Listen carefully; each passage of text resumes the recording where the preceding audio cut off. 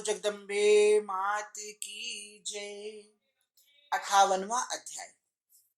श्री हरि ओम श्री परमात्मने नमः। श्रीमद्वैपायन मुनि वेद व्यास प्रणीत महाभागवत देवी पुराण। श्री कृष्ण बलराम पांडवों तथा अन्य वृष्णि वंशियों का स्वर्ग गमन। श्री महादेव जी बोले, मुनि श्रेष्ठ, इस प्रकार छल पूर्वक पृथ्वी का भार मिटाकर श्री कृष्ण ने पृथ्वी तल से पुनः अपने धाम आने का मन में निश्चय किया।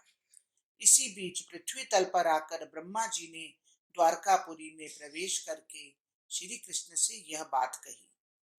ब्रह्मा जी बोले, मनुष्य शरीर धारण कर पृथ्वी का भार नष्ट करने के लिए हम लोगों ने भगवती से प्रार्थना की थी कि भगवान शंभु की सहमति से आप माया पुरुष के रूप में पृथ्वी तल पर आविर्भूत हुई हैं और आपने पृथ्वी का भार मिटाने का सब काम कर दिया और शंभु ने अपने मन में जो अभिलाषा की थी उसे आपने पूर्ण भी कर दिया।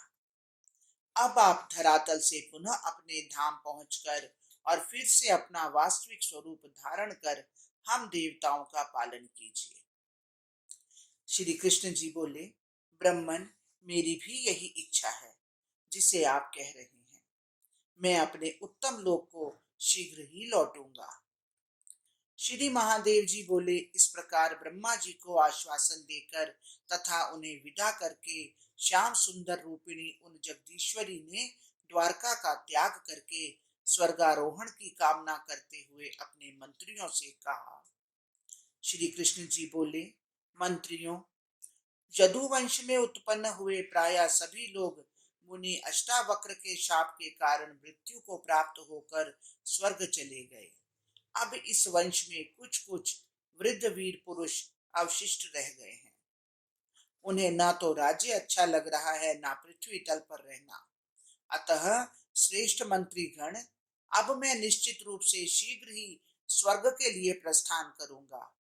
आप लोग तत्काल हस्तिनापुर में दूत भेज दीजिए और वे वहां जाकर युधिष्ठिर, शत्रुओं का दमन करने वाले मेरे सखा अर्जुन, महाबली भीमसेन और नकुल एवं सहदेव से ब्रह्मा जी के परामर्श के अनुसार मेरे स्वर्गारोहण के निश्चय की बात बता दें। श्री महादेव जी बोले, श्री कृष्ण की इस आज्ञा से दुखी मन वाले सभी मंत्रियों ने शीघ्र ही दूतों को हस्तिनापुर भेजा। उन दूतों ने वहां जाकर धर्मपुत्र महाराज युधिष्ठिर तथा अन्य पांडवों से श्री कृष्ण स्वर्गारोहण के लिए उद्यत हैं ऐसा कहा। मुने, वह बात सुनकर वे पांडव अत्यंत दुखी हुए और उनके अनुगमन का निश्चय करके वे भी उनके यहाँ आ गए। द्रौपदी आदि सभी स्त्रियां भी कृष्ण का अनुगमन करने के लिए मन में निश्चय करके शीघ्रता पूर्वक द्वारका पहुंच गई। कृष्ण के स्वर्गारोहण की बात सुनकर अन्य बहुत से लोग भी कृष्ण का अनुगमन करने की इच्छा से उनके पास आ गए। उनकी यथोचित पूजा करके कमल के समान नेत्रों वाले श्री कृष्ण आंखों में आंसू भरकर मधुर तथा गंभीर वाणी में उनसे कहने लगे। श्री कृष्ण बोले, महाराज युधिष्ठिर, मित्र अर्जुन, वकोदर भीम, मेरे पूर्व तथा जनपद के निवासियों का आप लोग सर्वदा पालन कीजिएगा, क्योंकि अब मैं पृथ्वी लोक से स्वर्ग चला जाऊंगा।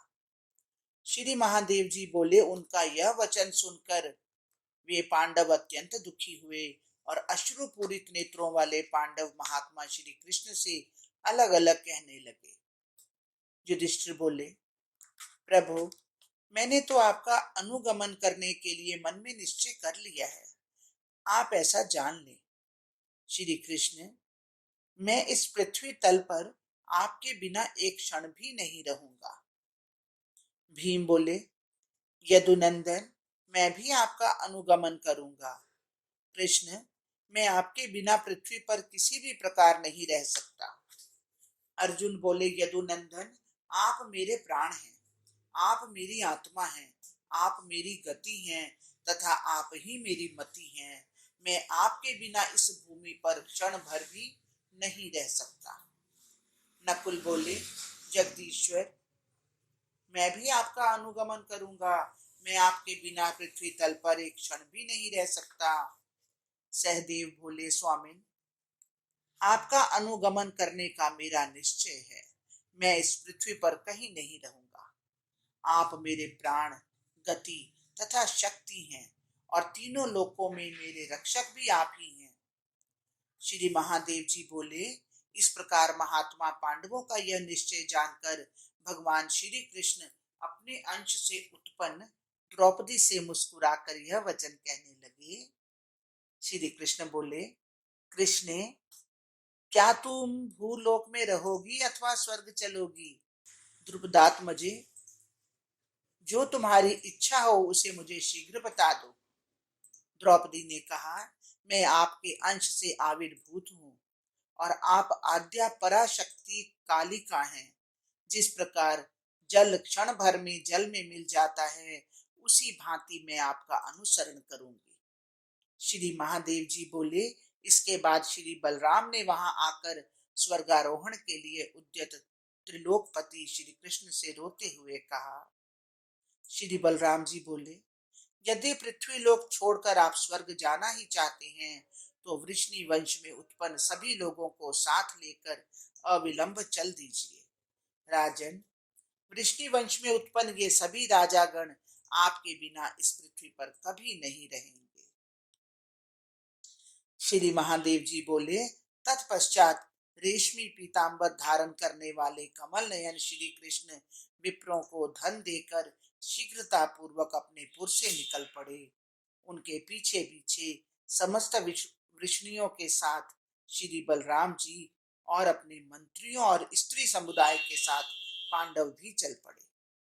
मुने, वे सभी समुद्र के किनारे पहुंचे और उनके पीछे पीछे अनेक देशों के जनपदों के निवासी भी वहां पहुंच गए। इसी समय नंदी सिंह के द्वारा खींचा जाने वाला रत्न जटित रथ लेकर अंतरिक्ष से वहां पर आ गए। मुनि श्रेष्ठ, ब्रह्मा जी भी कई हजार रथ लेकर देवताओं के साथ अंतरिक्ष में विराजमान हो गए। समुद्र के तट पर आए हुए कृष्ण को देखकर श्रेष्ठ देवताओं ने प्रसन्नचित होकर महान पुष्प वर्षा की। वे अनेक प्रकार के मृदंग, नगाड़े और सैकड़ों घंटे बजाने लगे तथा अप्सराएं नाचने लगी। इस प्रकार मंगलोत्सव किए जाने पर कमल सदृश नेत्रों वाले कृष्ण ने अचानक काली का रूप धारण कर सिंह के द्वारा खींचे जाने वाले महान रथ पर आरूढ़ होकर श्रेष्ठ देवताओं और मुनीश्वरों से स्तुत होकर ब्रह्मा आदि के देखते देखते शीघ्र ही कैलाश के लिए प्रस्थान किया। महामते, समुद्र के जल का स्पर्श करके द्रौपदी सभी लोगों के देखते देखते उन्हीं काली के विग्रह में समाविष्ट हो गई। तदंतर साक्षात धर्मावतार व ऐश्वर्य संपन्न राजा युधिष्ठिर अद्भुत रथ पर आरूढ़ होकर शीघ्रता पूर्वक दिव्य स्वर्ग लोक चले गए। मुनि श्रेष्ठ, श्री बलराम तथा अर्जुन ने समुद्र का स्पर्श करके अपनी देह का त्याग कर दिया और नवीन मेघ के समान तथा शंख, चक्र, गदा एवं पद्म से सुशोभित चतुर्भुज रूप धारण करके वे गरुड़ पर सवार होकर शीघ्र ही साक्षात वैकुंठ को प्राप्त हुए। भीमसेन आदि पांडव तथा अन्य वृष्णि वंशियों लोगों ने भी उस महासागर में अपना शरीर त्याग कर स्वर्ग में स्थान प्राप्त किया।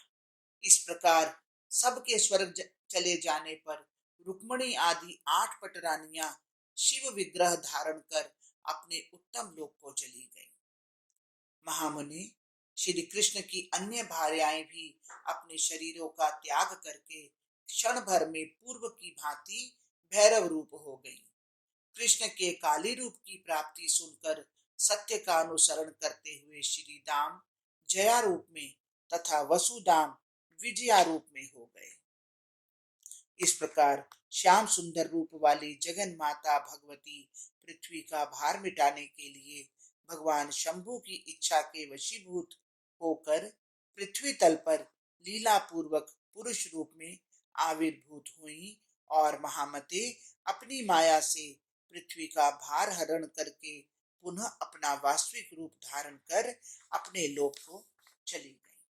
महामुने, जगत प्रभु श्री विष्णु कल्पांतर में द्वापर युग के अंत में पृथ्वी तल पर अपने पूर्ण अंश से श्री कृष्ण के रूप में भगवान शिव के वर प्रदान से अवतीर्ण होंगे और महामते वे अपनी लीला से इसी प्रकार पृथ्वी के भार का हरण करेंगे। पृथ्वी लोक में जो लोग जगदम्बिका के कृष्णावतार का चरित्र सुनते हैं और पढ़ते हैं, वे इस लोक में अतुलनीय सुख प्राप्त करके अंत में देवताओं के लिए भी दुर्लभ देवी पद प्राप्त करते हैं। हरिओम तत्सत, हरिओम तत्सत। इस प्रकार श्री महाभागवत महापुराण के अंतर्गत स्वर्ग यात्रा गमन नामक 58वां अध्याय पूर्ण हुआ। जय जय श्री राम।